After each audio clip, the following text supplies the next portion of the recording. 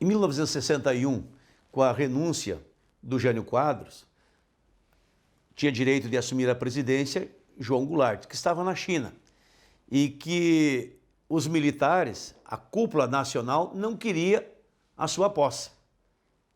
O Brizola, governador gaúcho, a partir daqui, a exemplo do que fez Getúlio em 30, fez um levante, juntou maragatos e chimangos que vieram para a praça e fizeram a resistência. E o Brizola, para contar para o Brasil, resgatou os estúdios da Rádio Guaíba e, a partir dos porões do Palácio Piratini, criou então a legalidade e a voz da legalidade que se esparramou Rio Grande afora, Brasil adentro. E o povo gaúcho se entrincheirou e fez a resistência. E o próprio exército recuou, especialmente o Comando Militar do Sul, e se juntaram aos legalistas e impediram o golpe. O Brizola conhecia bem, porque já tinha aprendido com Getúlio e foi o fiel escudeiro do Jango. E nós seguramos a democracia viva pela ação destemida e corajosa de um governador jovem, mas muito audacioso e visionário. O Brizola, que depois de governar o Rio Grande, viria a ser a governador do Rio de Janeiro e que teria que ter sido nosso presidente.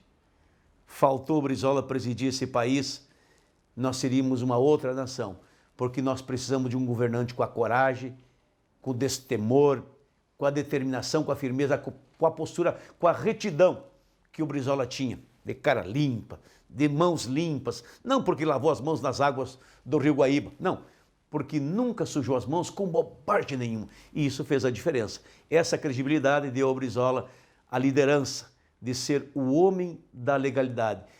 A maior saga que um povo possa ter feito, né, num país como o Brasil, da sua grandeza, a partir de um estado que não tinha a dimensão da grandeza de outros estados, mas que tinha a determinação de um líder que só o Brizola tinha. Por conta disso, o Jango virou presidente definitivamente, que era o seu direito, e mais do que isso, depois fez um plebiscito e com o plebiscito recuperou todos os direitos, os valores de que precisava para governar o país. Só que a curriola golpista lá na frente se organizou e de 61 para 64 tiveram tempo e deram o golpe em 64. Mas o golpe que aconteceu em 64 seria feito em 61. E só não foi porque teve o Brizola entrincheirado no palácio e o povo na praça reunido, protestando, exigindo, cobrando o cumprimento da Constituição, a legalidade para que o Jango fosse o nosso presidente. Eu conheci pessoalmente o Dr. Brizola quando ele voltou do exílio, lá em São Borja. Uma caravana, fomos lá para receber. Eu vi ele à distância. Não conseguimos chegar perto, tanta gente que tinha. Em 80, ele esteve em Santo Augusto e fui fotografado com ele, tiramos fotografia na praça e ali pude já me aproximar do Dr. Brizola. E desde então, nós não nos afastamos.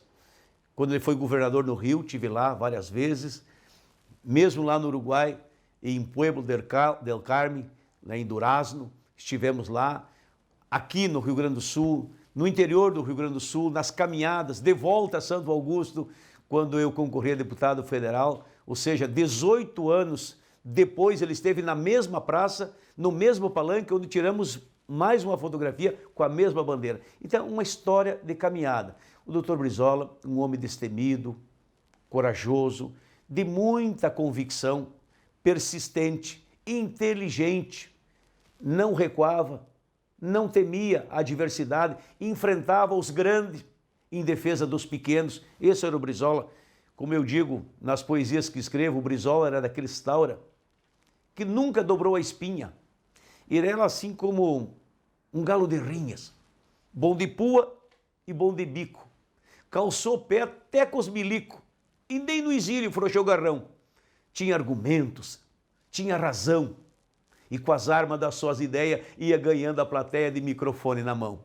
Esse era o Brizola. Bastava um microfone, que era a arma mais poderosa que alguém podia ter na mão, se tivesse na mão do Brizola. porque ele fazia dessa arma um instrumento de convicção, de mobilização das multidões, da população, do cidadão, da cidadania. Aliás, a primeira rede de comunicação estabelecida no Brasil e, quiçá, no mundo, não foi a rede de internet, não, foi a rede da legalidade, que o Brizola criou.